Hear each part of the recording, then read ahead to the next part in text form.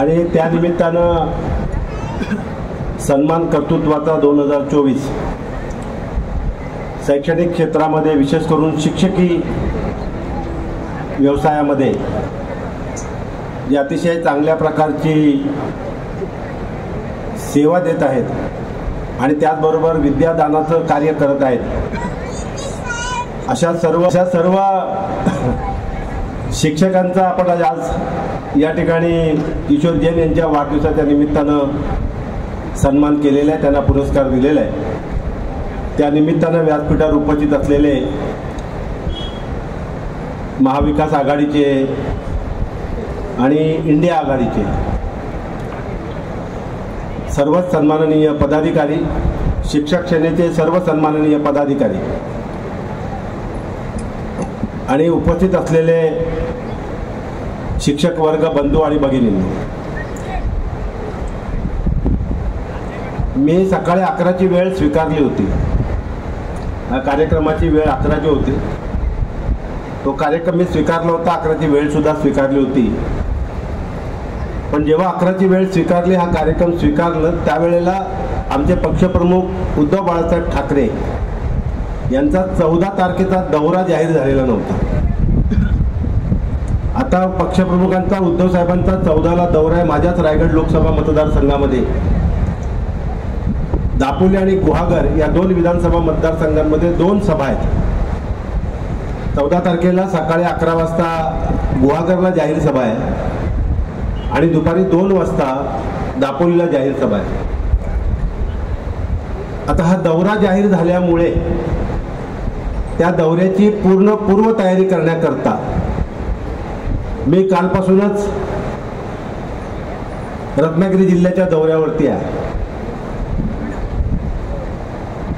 आणि म्हणून मग मी किशोर जैनना विनंती केली की मी कार्यक्रम स्वीकारलाय, मी दरवर्षी येतो, म्हणजे त्याचा वाढदिवस माझ्या गैरहजेरीत सहसा होत नाही,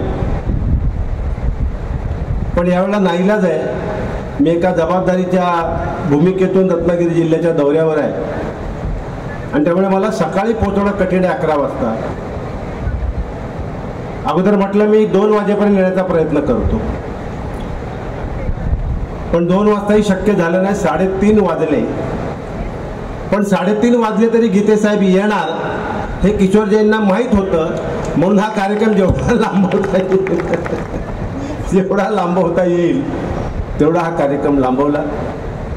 आता भोजनही जवळजवळ सर्वांचं आटपलेलं आहे आणि 11चा कार्यक्रम म्हटल्यानंतर आपण रायगड जिल्ह्याच्या कानाकोपऱ्यातून आलेले आहात, बरोबर ना? म्हणजे कर्जत खालापूर पासून, बरोबर आहे? हा, इकडे कर्जत खालापूर पासून त्याने सांगितल्याप्रमाणे मुरुड पर्यंत आणि इकडे कोल्हापूर पासून त्रिवर्धन मसळ्यापासून ते अलिबागच्या शेवटच्या टोकापर्यंत। आणि आता 11चा कार्यक्रम म्हटल्यानंतर तुम्हाला 8-9 वाजता घर सोडावं लागलं असेल, कारण कुठे 1 तासाचा प्रवास आहे, कुठे 1.5 तासाचा प्रवास आहे, कुठे 2 तासाचा प्रवास आहे, कारण आपले ग्रामीण तालुके जरी तालुका लोकसंख्येने लहान असला तरी क्षेत्रफळाने खूप मोठे आहे आणि डोंगरी प्रदेश असल्यामुळे प्रवासामध्ये खूप वेळ जातो आणि त्यामुळे साधारण 9 वाजल्यापासून आपण सगळे या कार्यक्रमाच्या निमित्तानं घर सोडलेलं इथं आलेले आहात आणि आता आपल्याला हा कार्यक्रम संपत आलेला आहे, किंबहुना संपलेला आहे आणि म्हणून पुन्हा घरी जाण्याची घाई आहे। मी काय फार मोठं राजकीय भाषण इथं करणार नाही, त्याची गरज नाही आहे, परंतु कोकण पदवीधर मतदारसंघ या मतदारसंघातून यापूर्वी आम्ही निवडणूक लढवलेली नव्हती, पण यावेळेला पक्षप्रमुखांनी निर्णय घेतला, निर्धार केला की आपल्याला कोकण पदवीधर मतदारसंघातून निवडणूक लढवायची आहे आणि मग नोंदणीची जबाबदारी, मतदार नोंदणीची जबाबदारी, कारण या ज्या निवडणुका आहेत जशा शिक्षकांच्या होतात जवळजवळ तशाच आहेत आणि या मतदारसंघामध्ये नोंदणी केल्याशिवाय मतदानाचा हक्क प्राप्त होत नाही। प्रत्येक निवडणुकीला नोंदणी ही करावीच लागते आणि मग जो राजकीय पक्ष अधिक नोंदणी करतो त्याच राजकीय पक्षाचा आमदार निवडून येतो आणि म्हणून मग प्राथमिकता नोंदणीला दिली आणि मग ती जबाबदारी संपूर्ण या कोकण पदवीधर मतदारसंघाची नोंदणीची जबाबदारी उद्धव साहेबांनी किशोर जैन यांच्यावर टाकली. आता जेव्हा किशोर जैन यांच्यावर ही जबाबदारी सोपवली तेव्हा मला काय कळायचं ते कळलं होतं, पण अधिकृत घोषणा काय केली नव्हती. पण मला कळलं होतं किशोरवर ही जबाबदारी का टाकली आहे. पण आता मी अधिकृतपणे इथे या ठिकाणी सांगणार आहे की जशी नोंदणीची जबाबदारी त्यांच्यावर टाकली आहे तशी उमेदवारीची जबाबदारी सुद्धा किशोर जैनवरतीच येणार आहे. त्याच्याकरता त्याचा आग्रह होता मी आलं पाहिजे इथे. आणि म्हणून आता उमेदवारीची जबाबदारी सुद्धा किशोर जैन यांच्यावरती येणार आहे. आणि म्हणून त्या दृष्टीनं ही संपूर्ण आखणी सुरू आहे. पण आता लोकसभेचे वारे वाहत आहेत, कारण आता सर्वाधिक अगोदर सर्वात प्रथम जर कुठली निवडणूक होईल तर ती लोकसभेची होणार आहे. साधारण 15 तारखेच्या आसपास किंवा 15 तारखेनंतर केव्हाही लोकसभेच्या निवडणुका जाहीर होतील. आणि मग ज्या क्षणाला नोटिफिकेशन निघेल, निवडणुकीची आधी सुद्धा निघेल, त्या क्षणापासून आचारसंहिता सुरू होईल.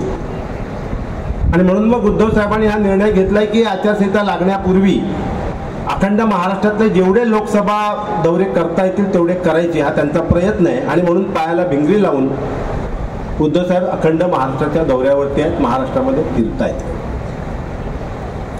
आणि म्हणून अगोदर लोकसभेची निवडणूक होणार आहे आणि त्याच्यानंतर जून जुलैमध्ये पदवीधर मतदारसंघाची ही निवडणूक होणार आहे. ही निवडणूक त्या नंतर होणार आहे. परंतु नोंदणीची तारीख संपली आहे आणि मला वाटतं अजूनही तशी संपलेली नाही. कुठल्याही निवडणुकीची अधिसूचना निघेपर्यंत कुठल्याही निवडणुकीच्या मतदाराची नोंदणी सुरूच असते, नोंदणी करता येते. त्यामुळे आजही जसं आपण पूर्वी घाऊक नोंदणी करत होतो, आता घाऊक यापुढे नोंदणी होणार नाही. आता व्यक्तिगत नोंदणी करावी लागेल, पण नोंदणी आजही सुरू आहे. आणि म्हणून पुन्हा आज मी सूचना करेन की जर ऑनलाईन सोपं आहे आणि ऑफलाईन सुद्धा करायचं म्हटलं तर फार काही लागत नाही त्याच्यामध्ये. आणि म्हणून अजूनही जर कोणी राहिले असतील नोंदणी करायची, आपल्या परिचयाचे, आपल्या नात्यातले, गोत्यातले, आप्तेष्ट, स्वकीय, मित्र जर कोणी राहिले असतील तर ही नोंदणी अजूनही आपण करू शकतो. आणि मग ही नोंदणी ज्या वेळेला आपल्याला कळेल की आपण किती केलं आहे, कारण साधारणपणे जो राजकीय पक्ष जेवढी नोंदणी करतो त्यापैकी किमान 80% मतं ही त्या पक्षाला मिळतातच. आणि म्हणून नोंदणी ही अत्यंत महत्त्वाची आहे. आज पुन्हा मी ती सूचना, ही जरी पक्षीय निवडणुकीची सभा नसली तरीसुद्धा ज्यांचा वाढदिवस आहे तेच किशोर जैन आपले पुढचे या निवडणुकीतील उमेदवार असल्यामुळे, आणि आपण सगळे शिक्षक, कारण शिक्षकसुद्धा सगळे मतदार आहेत, जसे पदवीधर आहेत तसे शिक्षकही सगळेच, पदवीधर मतदारसंघाचे जवळजवळ सगळेच शिक्षक हे मतदार आहेत. आणि म्हणून ही नोंदणी आपण करावी. जून जुलैमध्ये जेव्हा केव्हा निवडणूक होईल त्यावेळेला आपल्याला आपला हक्क बजावता येईल. पण मला विश्वास आहे की ज्या तऱ्हेनं उद्धव साहेबांनी लक्ष घालून ही नोंदणी केलेली आहे, आणि ही नोंदणी करताना शिवसेना म्हणून आम्ही तर प्रयत्न केलेतच आहेत, पण महाविकास आघाडी म्हणून, इंडिया आघाडी म्हणून सर्वच घटक पक्षाच्या सहकार्याने त्यामध्ये सहकार्य केलेलं आहे. आणि त्यामुळे नोंदणी अतिशय चांगली झालेली आहे. आणि म्हणून खात्रीनं की पुढचा पदवीधर मतदारसंघाचा आमदार हा महाविकास आघाडीचा, शिवसेनेचा आमदार असेल, हा विश्वास या ठिकाणी व्यक्त करायला मला कोणतीच अडचण वाटत नाही. आता खरं म्हणजे तुम्ही जेवलेले आहात आणि माथ्यावर सुरी आहे, आणि मग काय अवस्था होती त्याची मलाही कल्पना आहे. मला किशोर जैनने सांगितलं होतं जेवू नका साहेब, रस्त्यात थांबू नका, जेवायला तिकडे या. पण मला एका ठिकाणी सोय झाली, जेवण होतं. जेवणाच्या बाबतीत असं म्हणतात की वाढलेलं ताट नाकारून नये. आता काय कारण असतील परमेश्वराला ठाऊक, पण जर वाढलेल्या ताटावर ना उठलो तर परत ताट नशिबी येईल की नाही माहीत नाही. बरोबर आहे ना. आणि म्हणून जेवणावरून किंवा जेवणाच्या ताटावरून सोडून जाऊ नये. आणि म्हणून जो एक कार्यक्रम माणगावचा झाला, मला त्याने आग्रह केला की जर आम्ही सगळी व्यवस्था केलेली आहे, आणि त्यामुळे आता इथे तुम्ही किशोर जैनकडे आहात, त्यामुळे इथे काय व्यवस्था असेल याची मला कल्पना आहे, कारण मारवाड्याच्या संस्थेमध्ये आहोत. हा रविवार असू, रविवारचा घरी जाऊन साजरा करा. आणि त्यामुळे माणगावला जेवण घेतलं, जेवण केलं आणि या कार्यक्रमाला इथं आलो. अधिक या ठिकाणी बोलत नाही. मी धन्यवाद देतो तुम्हा सर्वांना. तसं मला व्यक्तिगत आता काही प्रश्न माझ्यासमोर अडचण राहिले असं मला वाटत नाही. काय सरपंच डॉक्टर दात्रक काय राहिले काय चिंता आहे का? अजिबात चिंता नाही आहे. त्यामुळे अजिबात काय चिंता राहिलेली नाही आहे. खरं म्हणजे मी खूप भाग्यवान आहे, त्याचाच उल्लेख इथं करणार आहे मुद्दामून. मग हे सांगितल्यानंतर पुढे मला काही बोलायची गरज असं वाटत नाही लोकसभेच्या अनुषंगाने. कारण 3 महिन्यापूर्वी जेव्हा निवडणुकाचे वारे नव्हते सुरू झालेले, त्या 3 महिन्यापूर्वी शेका पक्षाचे नेते भाई जयंत पाटील यांनी रायगड जिल्हा मध्यवर्ती सहकारी बँकेचं एक नूतन कार्यालय श्रीवर्धनला सुरू झालं आणि त्या नूतन कार्यालयाच्या उद्घाटनासाठी शिवसेनेचे पक्षप्रमुख उद्धव बाळासाहेब ठाकरे यांना आमंत्रित केलं होतं. राष्ट्रवादीचे नेते शरद पवार साहेबांना त्या ठिकाणी आमंत्रित केलं होतं. काँग्रेसच्या वतीनं मुस्ताक अंतुले त्या कार्यक्रमाला उपस्थित होते. एक परीनं इंडिया आघाडीचे सगळेच प्रमुख त्या व्यासपीठावर उपस्थित होते.